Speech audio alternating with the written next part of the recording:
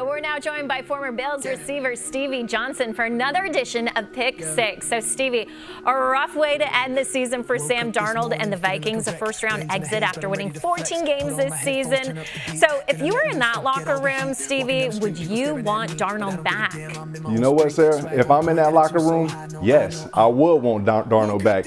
He had an amazing season. He came from the ashes, just like the Phoenix. The team could have easily went 3-14, but they were 14-3. Brought a lot of exposure to the city and a lot of exposure to players on the team. So I think he's earned enough for face value to say, yeah, bro, we'll accept you back and let's evolve and get better. So I think he's earned that. Sam Darnold has definitely earned that with the Minnesota Vikings.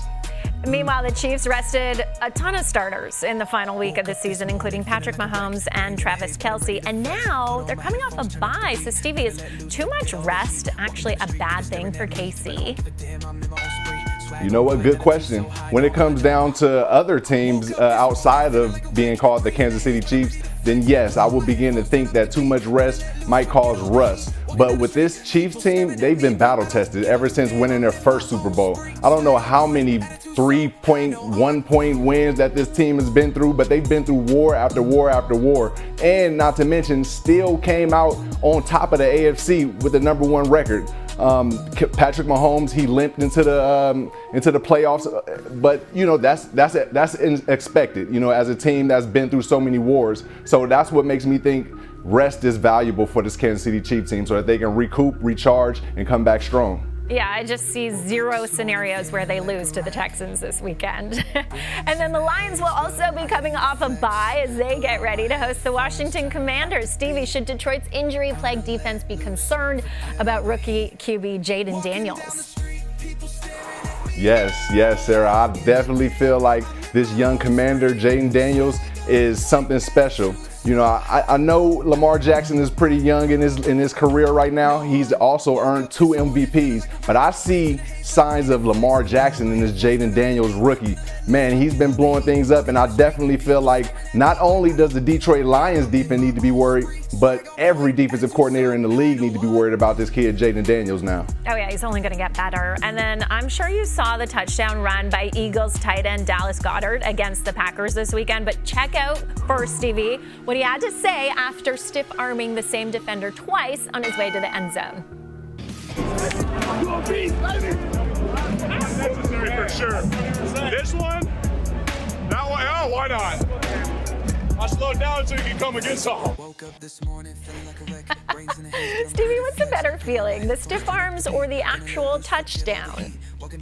Oh my goodness, all of it. I'm definitely going to say the actual touchdown, but who doesn't love a bonus? You know, just like you heard Dallas saying, the last one wasn't necessary, but why not? Why not collect a bonus and get a nice stiff arm in while you're scoring the touchdown? That was amazing, man. It brought me back to my time. I wanted to get out there with them.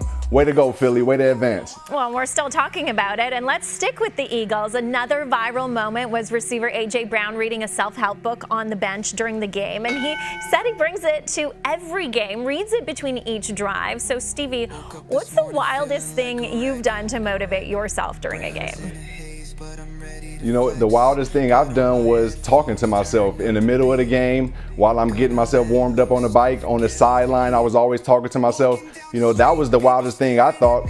But now reading a self-help book on the sideline, that's taking it to another level of wild for me. Hey, some positive self-talk is A-okay in my books. And speaking of motivation, here is your chance to speak to your Bills Mafia, Stevie. What is the biggest key to a Bills victory against Lamar Jackson and the Ravens on Sunday? The biggest key, other than having 4 starters come back like Terrell Bernard, Taron Johnson, Matt Milano, and Taylor Rapp, other than that, I would say being at Orchard Park, playing in an undefeated atmosphere. The Buffalo Bills haven't lost at all, so being at home is another factor. But I would say the biggest factor of them all is first level contact. You gotta have first level contact against the Baltimore Ravens. You cannot allow them to run downhill and run through your first and second line onto the third levels. Then that's when you have a problem containing Derrick Henry like we've seen in week 4.